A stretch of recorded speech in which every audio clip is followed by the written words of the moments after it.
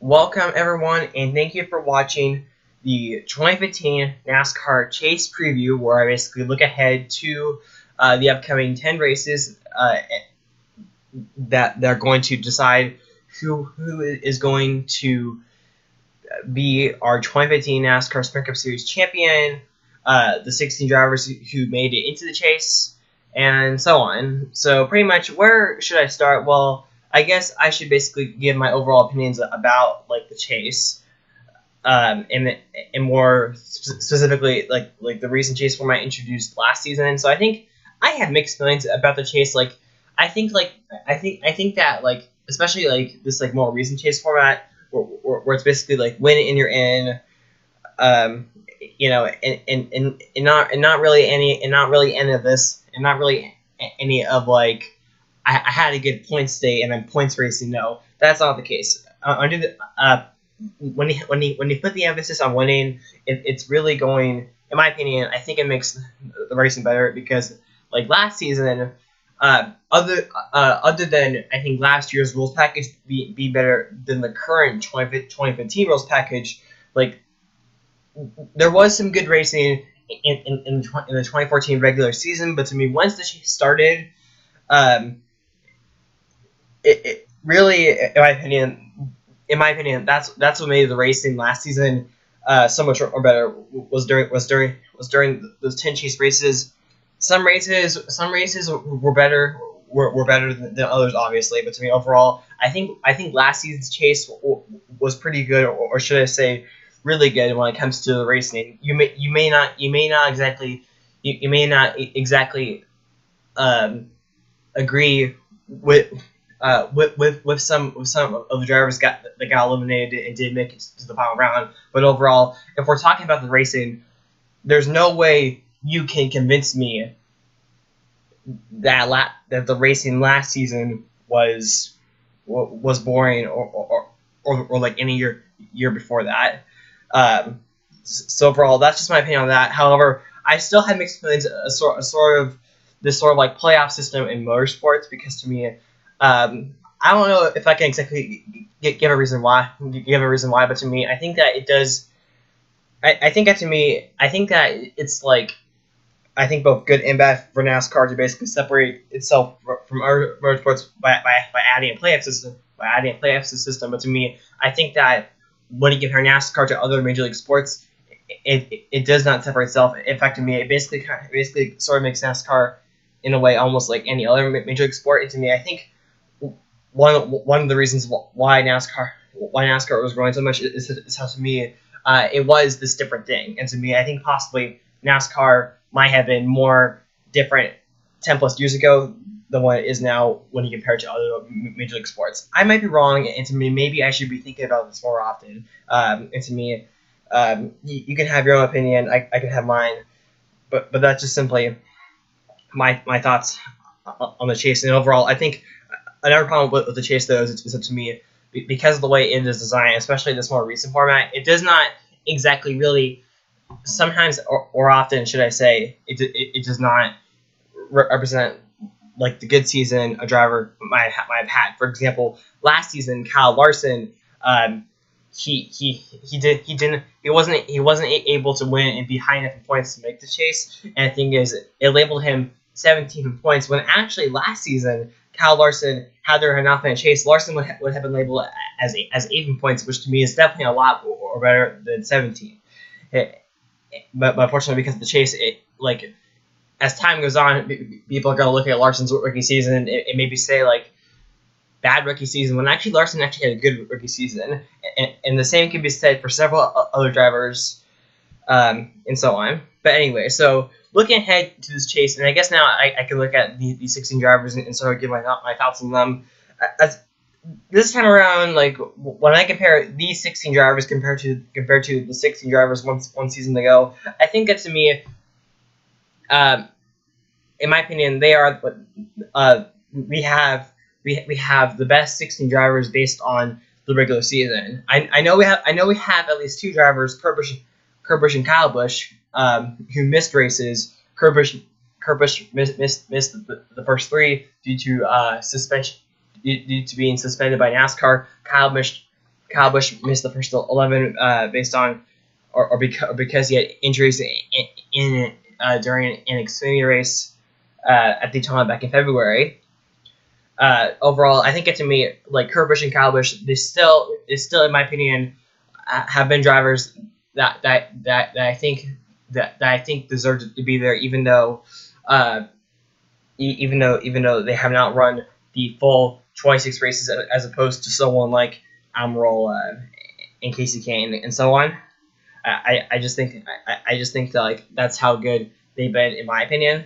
And actually, this season's chase also marks the first time that has actually happened where we have drivers in the chase, and they did not complete in the 26 races that make up the regular season. Also, there are also a couple other interesting notes. This is the first time ever in the chase history the Roush car and Roush driver is not in the chase. And when I think about 10 years ago, and 10 years ago was 2005, Roush Family Racing, back when they had 5 cars, all 5 cars made the chase. And that was also back when the chase was simply the best 10 drivers. So to me, I think that shows like a few things, but I think that really shows how far Roush Family Racing has fallen off. And to me, I think I might give sort of grades and talk about the drivers that barely missed the chase later on in the video. Which to me, I think it's worth pointing out. This is also the first time since 2011 that not all 400 cars are in the chase. Casey Kane is the 100 car that missed the chase. Also, we have 2 new additions to the chase: Jamie Mcmurray and Paul Menard. And the thing is, like, let's say last season the chase was 60 drivers. The thing is, let's say there was not any of this win in your end. Mcmurray and Menard would have been in the chase last season. And the thing is, the reason why those two were bumped out because is that to me we had winners like Kyle Busch, A.J. Allmendinger, Eric Almirola, and Denny Hamlin that were all they were all outside the top 16 points. But the thing is, they all had wins, and so that's why drivers like Mcmurray and Menard and even Kyle Larson didn't make the chase last season. And so overall, I think it's cool. That we do have new additions, and I think that for the most part, I think with Mcmurray and Menard, I think it now makes it, I forget, it's either 28 different drivers or 30 different drivers to make the chase.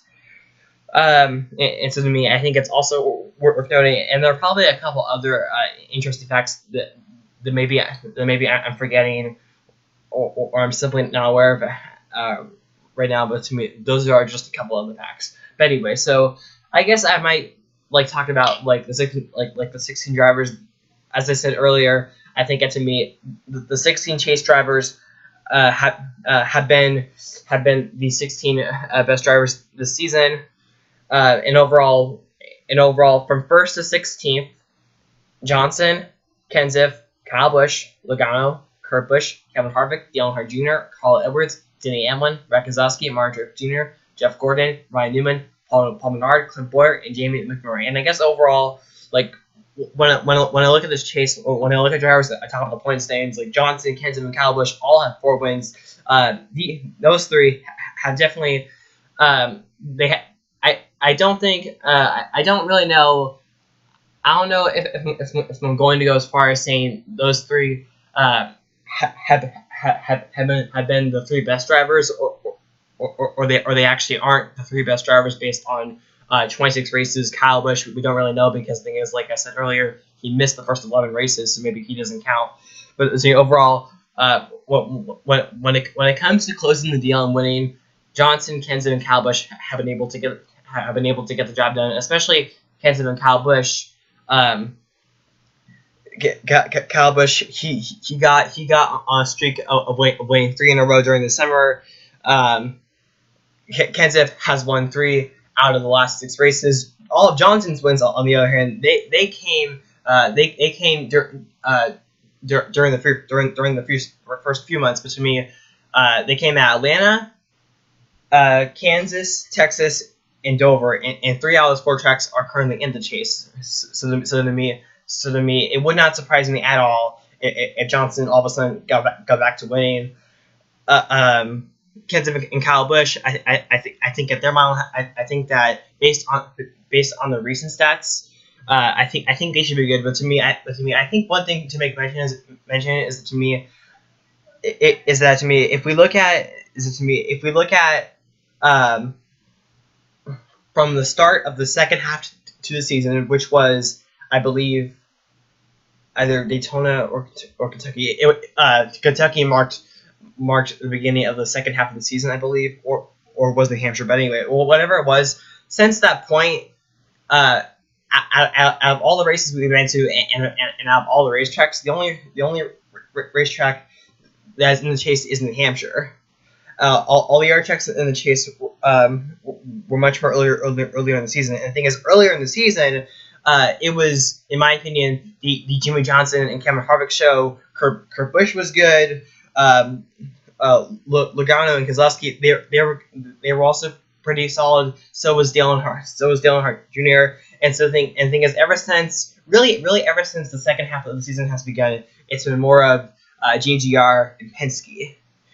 And to me, like, while I do think that JGR is going to be able to continue their dominance, the fact that pretty much every single track, but one of them have been tracks where earlier in the season, they either have not raced on or weren't as good as say Hendrick and Stewart-Haas. I think it does give me a little bit of concern. But anyway, when I look at some of these other drivers, Joey Logano, he's also been strong. 3 wins. Kurt Busch, he has 2 wins. Richmond and Michigan. Kevin Harvick has simply had a remarkable season. And to me, this team and him have picked off right where they left off 1 season ago. And where did they leave off? Well, actually not to me. They won the race and the championship in the same race, the season finale at Homestead. And to me, I think Harvick, last season was one of the few drivers that I thought deserved the title. And to me, even though if there was no chase, Harvick would be labeled as 5th in points. It was simply because Harvick had, in my opinion, so much bad luck and things that were out of their control. And the thing is, like, during those races where they did have bad luck, he was running good at the time. And so to me, the thing is, let's just say there was no chase. Harvick would be our points leader. Harvick would be our points leader by 30 points over Joey Logano. So to me, and the thing is, like, and so the thing is, Kevin Harvick, that streak is going to come to an end starting next week. Starting next week at Chicagoland. But the thing is, Kevin Harvick, he's been the points leader ever since Atlanta, I believe. It's me. When you think about it, Kevin Harvick is accomplishing records that haven't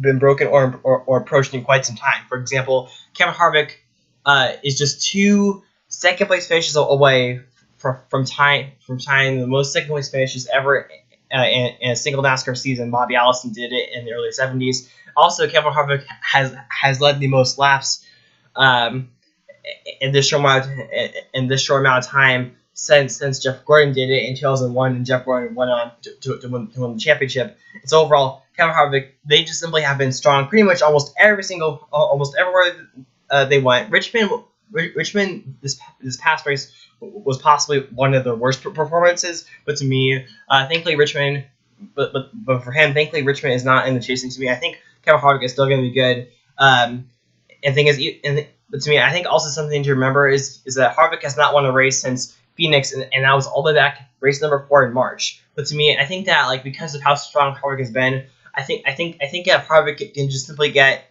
top 5s, top 10s, or just simply have winning like performances. I think that Harvick is going to easily still be with us all the way into the 3rd round, or as some call it, the eliminator round. And to me, who knows? You don't exactly need to win at Homestead, but to me, it definitely does help. So to me, in my opinion, Harvick is definitely one of, if not the favorite, entering the chase. Behind Harvick in the chase, we have Dale Earnhardt Jr. Dale Earnhardt Jr., who has won his 2 wins came at both Daytona and Talladega, the July race at Daytona, in Talladega the spring. And so to me, I think that shows to me is that if Dale Earnhardt Jr. is still with us in the second round, definitely watch out for him at Talladega. I'm sure that he's definitely going to bring his A game with him. To me, other than that, he's also been pretty consistent. I'm gonna once again bring up what if we did not have a chase. Dale Earnhardt Jr. 30 points. He's actually been the most consistent Hendrick car, more consistent than Jimmy Johnson, who has 4 wins. So overall, just like last season, another very good season for Dale Earnhardt Jr. so far. Carl Edwards right behind him, and this was a driver that really for most of the first half of the season they did get that 1 win in the Coca-Cola 600, but to me that was mostly due to fuel mileage. But the thing is, for the most part, in the first half of the season, it was just simply a struggle, as many would say, a disappointment. But to me, in the second half of the season, while I don't think they have been the strongest Joe Gibbs car, they have definitely gone right. They have definitely gone right back on track. Denny Hamlin, if you remember last season, Hamlin was one of the 4 drivers that was in the final round and came pretty close to winning the championship. And to me, Hamlin, I think that Hamlin is also going to be pretty good. But to me, remember he did tour his AC almost a week ago, as of me releasing this video. So to me, while those injuries did not slow him down in Richmond, I'm still wondering, how is he going to perform in the chase? Right behind Hamlin on the chase grid, Brad Keselowski, he would be 4th in points if there wasn't no chase. So overall, both Penske cars have been very good, just like last season. Maybe last season, maybe both of them were maybe a little bit better, but overall, still very good. Martin Truex Jr. Martin Truex Jr. I think is possibly one of the biggest stories in this season's chase, because the thing is, I think last season they were around like 25th in points, and overall in the 36 races last season, I think they only led like 1 lap in only 1 top 5 finish overall. So overall, last season was a huge struggle. In this season, they have done a good job at being really competitive, and overall, I think that this is possibly Martin Truex Jr.'s best season ever. And to me, I think like Martin Truex Jr. In virtual racing, I think that they are definitely one of the underdogs. They got the 1 win at Pocono, but ever since then they haven't been as good, and some of it has simply been because of bad luck. But overall, don't be surprised if Martin Truex Jr. is able to go all the way. And so I mentioned Denny Hamlin, and to me, here are now the non-winners. Clint Bowyer, this is going to be Clint Bowyer's final season driving for Michael Waltrip Racing, and so overall, I think that it was cool to see them make the chase, and even though I don't think Bowyer is going to be much of a contender, I think it would be good for him in that team to definitely go far. Behind Clint Bowyer, we have in case you're wondering, I'm actually looking at the chase grid on racingreference.com, looking at the 2015 Federated Auto Parts 400 page. That's what I'm looking at. The thing is, behind Clint Bowyer, they have Jamie Mcmurray.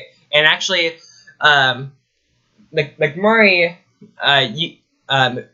you could say, and you'll understand why I'm saying you could say in a moment. McMurray has been, he's actually been the most consistent driver to have not gone to victory lane this season, and this is McMurray's first chase appearance, as I said earlier, and to me, it almost feels kind of a little surprising, because to me, when I think about McMurray's career, he's won. I think he's won. I think 7. I'm trying to think here. He's won 7 races. He has won 7 races, and to me, but to me in total, I think that he's won like 9 or 10 races, and to me, like, it seems like that every single time McMurray goes to victory lane, it sort of seems to come at a special event. For example, like McMurray, he won in his second ever career start, which I believe was the first time ever that happened in NASCAR. And the thing is, he would be the first and only driver to do that up until Trevor Bayne, when he won the 2011 Daytona 500. But to me, other than that, it took a while. But the thing is, he went back to victory lane, winning the Coke Zero 400, the 4th of July race at Daytona in 2007. He has 2 wins. He has 2 wins at Talladega. And to me, Talladega races are must-see events. In my opinion, he won the 2010 Daytona 500. He won the 2010 Brickyard 400, and he also won the 2010 Fall Charlotte race. And the reason why I'm bringing up this race is because that race is the only night race in the chase, even though McMurray wasn't a chaser that season. And then and McMurray, he's also won an All-Star race. So I gotta say, for a driver that hasn't. For a driver that isn't exactly like a Jimmy Johnson, pretty much almost every single one of his victories, they're all pretty special in their own way. Behind McMurray, I see Jeff Gordon. Jeff Gordon announced back in January, final full-time season, but most likely his final season ever in the Sprint Cup Series. After this year, we'll probably never or we will never ever see Jeff Gordon be behind the wheel in the car again racing. And overall, despite the remarkable career he's had in almost 23 seasons, 2015 has simply been, I think not the year that he wanted or what the team wanted, and definitely not the season that I think many fans and non-fans wanted to see. Jeff Gordon, there have been several times this season where Jeff Gordon could have gotten a great finish and maybe won, but to me, it's either been because of bad luck or simply a really bad pit crew. It also simply does not help with Hendrick Motorsports as a whole. Over the past few months has simply been down as well when you compare them to JGR and Penske. So overall, I would like to see Jeff Gordon go far in the chase, but to me, I just have this unfortunate feeling that is not going to happen though. But to me, I think that it is satisfying to know that in his final season in NASCAR, Jeff Gordon is going to have a shot. It's not really like a big shot or a big chance, but to me, it is a chance. But to me, he does have a chance to win this championship. It is better than not making the chase, which the only time Jeff Gordon missed the chase was 2005. Behind Jeff Gordon, Paul Menard, a driver that has been racing. He actually started racing. He's actually been racing in NASCAR for I believe. I think he's been racing NASCAR for maybe since 2001, 2002, something like that. And so the thing is, yeah, Paul Menard, even though he's not really a driver that has won a lot of races or has come close so many times, he has been racing for a long time. And to me, I am happy to see him make his first ever chase. And overall, I think that for drivers, like maybe like Paul Menard and Clint Boyer, and maybe a couple other drivers that have wins or not. I think if they're going to make it really far into the chase and thus win the championship, I think they're going to need some luck on their side. And pretty much, so that right there is pretty much my thoughts. Oh wait a second, I missed one driver, Ryan Newman. And thing is, remember earlier when I said that you could say the Mcmurray has been the most consistent non-winner? Not exactly true. Ryan Newman, if you remember, after Odd Club, he was docked 75 points after his team was tampering with the tires at Odd Club Speedway, and so they were docked 75 points. Appealed, got 25 of those points back. So it was 50 points, but wasn't able to get any more points back. And so the thing is, even though it shows that Newman is behind McMurray, Ryan Newman, say if there wasn't a chase and Newman had not been docked points at all, Newman would actually be right around where he was almost one season ago at this point, which is around like 8th or 6th. So the thing is, I believe some people have been talking about like Jamie McMurray maybe being this year's Ryan Newman, but to me, I think like Ryan Newman could be this season's Ryan Newman. That probably didn't go as well as I might have thought, but overall, once again, just like last season, Ryan Newman being consistent, hasn't won a race. He actually has not ever won a race since being with Richard Childress Racing. His last one actually came more than 2 years ago, 2013 Brickyard 400. But overall, Newman, I think that there is a pretty good chance that Newman could do what he did 1 season ago. And overall, when I look at and overall, if you ask me how is this going to turn out, I honestly do not know. Earlier, I did type down my predictions of who's going to be eliminated and who's going to win this championship, and some of this was simply like for example, like the way I predict this is to me it was sort of a combination of their average finish over 26 races, but for some of them, I think their predicted finish, in my opinion, also came down to luck because for example, if you would had asked me who's going to be in the final 4, or maybe even like final 8, I definitely would have had like Johnson and Jr. in that final 8, but to me they didn't make it. They had bad luck. They had some bad luck. Keselowski actually almost didn't make the final 8, and the thing is, I had drivers like Gordon and Keselowski in the final 4, but neither of those two made the final 4. It's me. I actually had Newman out after the first round. Well, it turns out Newman actually made the final round. I had in similar story for Denny Hamlin.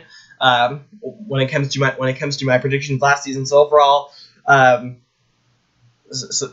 like here are my predictions. So after the first round, Menard's gonna be out, Boyer's gonna be out, Edwards is gonna be out, and I hate to say this, and I hope that this doesn't happen, but unfortunately, Gordon is gonna be out. The second round, who's gonna be out? Truex Jr. Truex Jr. to me, that is mostly because of that. And to me, I think that's going to be because bad luck is going to continue. Similar story for Denny Hamlin. And to me, if McMurray can make the second round, and to me, I think McMurray is going to make it into the second round. But to me, if McMurray's best shot at winning is going to be Talladega, which I know he has won at 3 times. But to me, I think unless McMurray finishes there, he's not going to make it. And the thing is, I just talked about how Ryan Newman is going to be consistent. But to me, I don't think second time is going to be a charm. I think it's going to be eliminated after round 2. Round number 3. This might some of this might shock you. Keselowski, Kyle Busch, and the thing is, I know Kyle Busch has been very good in just a short amount of time, but to me, like based on previous years, Kyle Busch always seems to have a couple of problems in the chase, and I think it might cost him a lot whether or not he gets some wins in the chase. Kurt Busch, in my opinion, just simply not consistent enough.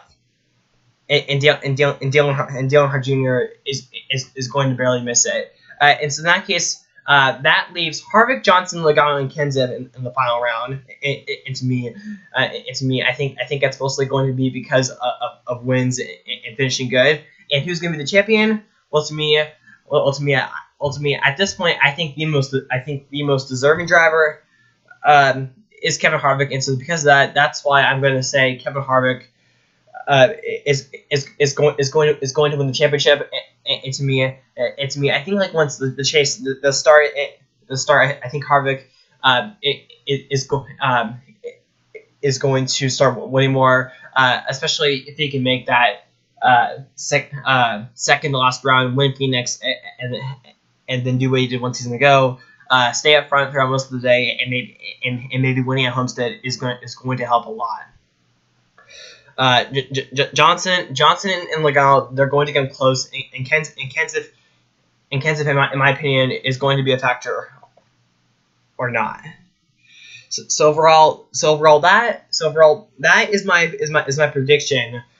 And chances are, by the time Homestead is over, I'm probably going to look at my predictions and probably laugh or maybe just like what is it, like facepalm, you know. I have a feeling I'll probably be doing that, but anyway, so overall, I guess a couple of other things I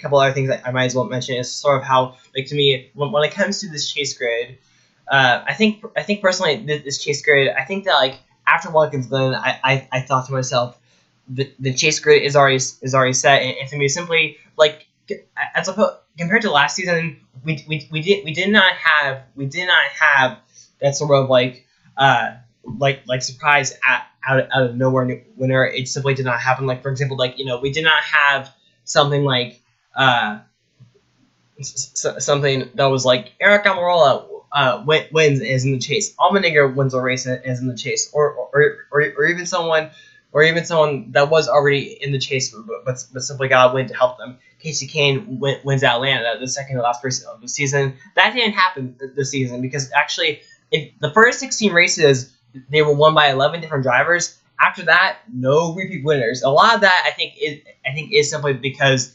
JDR, they simply haven't good. But to me also, like, when it comes to like non-winners like Almirola, Kane, Larson, I think it was a combination of both simply not as good and B, bad luck. For example, before the Daytona in July race, Casey Kane was actually in the chase, and it looked like that Casey Kane would be able to just make it in, but unfortunately Casey Kane got on a really bad he got on a really bad streak and was never able to recover. Kyle Larson, there were actually, in my opinion, a couple times this season where Larson could have either won or simply finished good enough to make it into the chase, just like his teammate Mcmurray did. But to me, simply like A, not as strong, and B, he also had some bad luck. For example, the Irwin Tools night race at Bristol, he used strategy, got himself into the top 10. I think he was as high as third, but I think he was as high as third, and I think possibly with a couple more adjustments, he could have been a winning car. The thing is, unfortunately, he had tire failure. So to me, in my opinion, that's one of the reasons why we did not have sort of a surprise winner that made it into the chase. And to me, that's kind of the unfortunate thing about drivers like Larson, Almirola, Biffle, Allmendinger, and several other drivers is that the thing is, like, for them, you need to drive a perfect race. And to me, for example, like when AJ Allmendinger got his first career victory last season and made it into the chase, Allmendinger drove a perfect race. Unfortunately, this season on the two road courses, it's not that Allmendinger was running bad. I think he was on pace at some points in the race. At some points in the race to make it into the chase, but to me, Allmendinger simply had some issues and other bad luck, and that's kind of thing. If you're one of those drivers, you need to have the perfect race, be really good, and also not have any bad luck. So to me, that's the combination you need if you're one of those drivers. And overall, I think probably when it comes to drivers, I was sad to see not make it into the chase, or maybe a bit disappointed. I think maybe the most sad. I think the driver that I felt the most sad making it was Eric Almirola, because the thing is, I'm not exactly trying to put Kyle Busch down or whatever, but to me, let's say Kyle Busch chose to not run the season at all, or let's say NASCAR said to Kyle Busch, no, Kyle Busch, you missed too many races, we're not going to make you chase eligible. Eric Almirola would actually be the last driver to make it into the chase. And to me, also, this past weekend's race at Richmond, I think both Almirola and Larson were possibly the only two drivers that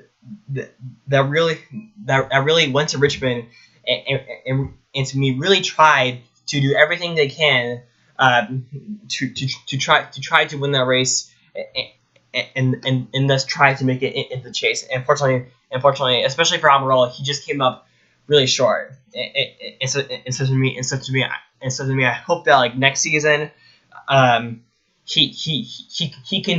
hope that he can continue to improve, and thus make it into the chase. And to me, also, the thing is, if Almirola made the chase this season, he would have done it based on 26 races, and not because he won a race and he had some luck on his side. So to me, I think it's another reason why I was also sad to see that happen to Almirola. Larson, I think that I think that he is considered to be one of the disappointments, but to me, I think Larson, if he can continue to have the runs like he did this past week at Richmond and at Darlington, I think that both Larson and Almirola could be surprise winners in the chase and thus steal a win from a chaser. I think that really could shake up the chase quite a bit. But overall, when it comes to other drivers, I did make it into the chase. Greg Biffle, I mentioned earlier, this is the first time since 2000. Not the first time, since the first time ever that single Roush car does not make it into the chase. To me, in my opinion, Roush family racing really needs to step up the game a lot, because to me, maybe Trevor Bayne, maybe Ricky Stenhouse Jr. are just simply not the most talented drivers in the field.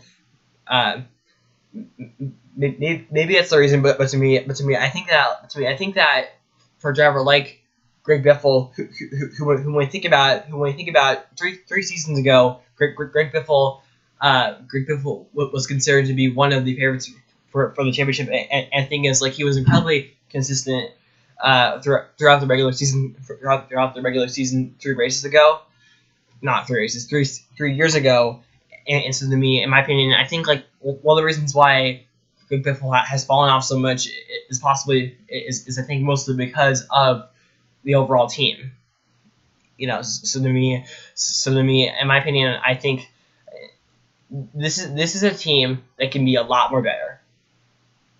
And to me, I think, like, Trevor Bayne and Ricky Stenhouse Jr. I think, like I said just a second ago, they're probably not the most talented drivers in the field, or anywhere near the most talented drivers we got right now. But to me, I think both of these drivers, they're 28th and 29th in points. I think they could be a lot more better. Like for example, like, be drivers that could contend for top 10s or top 5s.